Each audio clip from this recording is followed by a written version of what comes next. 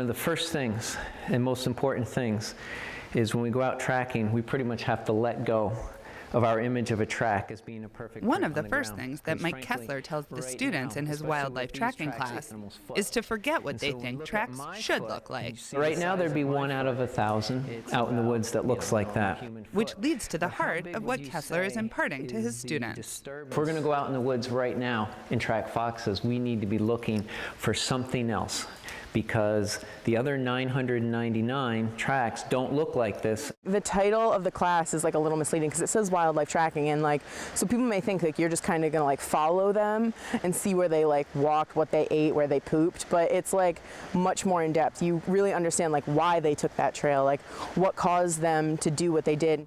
This class ended up opening up like huge doors for what tracks are. I used to like, think tracks were only like the really blatant ones in the mud, and now we're seeing like compressions and pine needles and being like, oh, that's a bear track. So. Ashley Anderson is an environmental science major with a focus on conservation biology and biodiversity at the University of Vermont. Like many of the students here, Anderson is an avid hiker and was drawn to the class in hopes of gaining insight into what she sees in the woods and what she might be missing.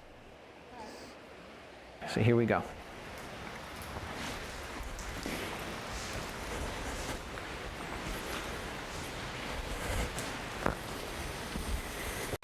I definitely disturbed it, didn't I? You disturbed it.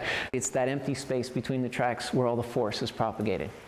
And when we look between my tracks here, especially this big fellow right here, you see a fold in the sheet that goes from one track to the next, to the next, to the next.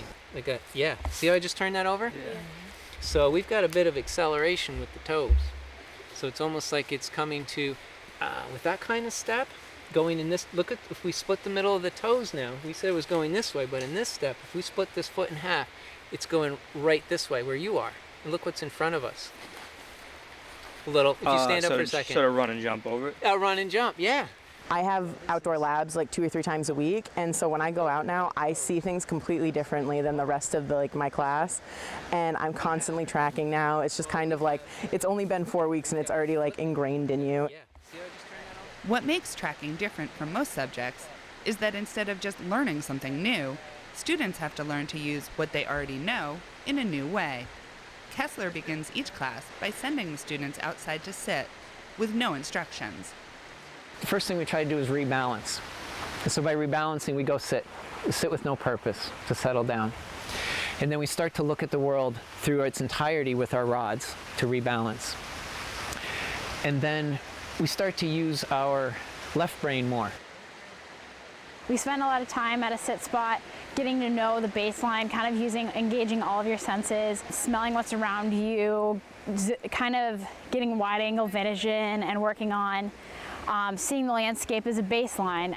Establishing that baseline is important because that is where changes or disturbances to the landscape are identified. First, you see the trail, then you kind of zoom in and look for maybe where there's different compressions in the trail. And then from there, we were looking for how animals would walk, kind of pretending you were the animal. And then walking as if you were that animal, seeing where the prints would land, and then just feeling for tracks. Once we even smelled for the fresh ground of tracks. So, given that, where's the next track? Is there one right in here? There's, look, yeah, that's the process. Let's, one leaf at a time. We've got the same tools within us that every other tracker had. Engaging all of the senses is key in tracking, but it's a hard thing to teach. Kessler says that people are inclined to look at the world through a narrow lens, even though our eyes are equipped to see much more than that. We think about how our eyes are made. They're made to see a baseline through the rods in our eyes, and they're also made to tunnel in on a tiny disturbance. There is a science, and there's an awful lot of physics that can be applied to it, and there is a forensic side to it. The connection between tracking and science goes even further, to the very methodology of what Kessler does in the woods. What I was told when I learned this was don't take it at face value, prove it right or prove it wrong yourself. And when you constantly do that, lead with your imagination or your intuition, that's fine. That's how great research is done. But hypothesize and put forward a credible way to prove it right or prove it wrong, and go about it. It's that intersection of science and nature that brings us back to the classroom, where Kessler is sharing some of the techniques that he uses in class. And this is all about physics, Newtonian physics. For every action, there's an equal and opposite reaction. So when I do this on the sheet, it's showing how the force propagates through the sheet. I can do the same thing out in the woods, and as a tracker, my goal is to understand how does that force propagate the same force in leaves, or pine needles, or snow, or gravel. Heading into the woods, the students apply what they've learned, with plentiful results. So what kinds of tracks have you seen? All kinds. I mean, the first day we looked at bears, deer. Today I found mink, raccoon, otter. We saw a heron track. Like anything you could possibly think to find in the Vermont woods, like we've seen. This new way of seeing the woods is knowledge that these students will use for a lifetime.